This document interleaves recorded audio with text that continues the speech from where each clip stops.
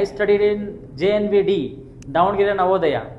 So ನಾವು ಓದಬೇಕಾದ್ರೆ ಕರ್ನಾಟಕದಲ್ಲಿ ನಂಬರ್ 1 ಅದು, ನಂಬರ್ 1 ಸ್ಕೂಲ್.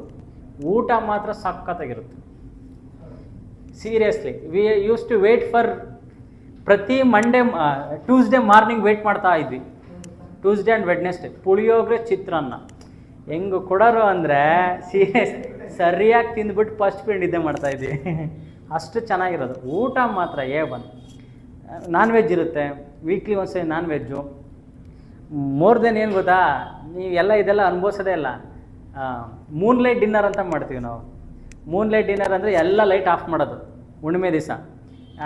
ಅಲ್ಲಿ ಮುಂದೆ ಮೂವಿ ಹಾಕಿರ್ತಾರೆ ಪ್ರೊಜೆಕ್ಟ್ರಲ್ಲಿ, ದೊಡ್ಡದ ಮೂವಿ, ಎಲ್ಲರೂ ಕೂತ್ಕೊಳೋದು ತಿನ್ಕಂತ ಮೂವಿ ನೋಡೋದು.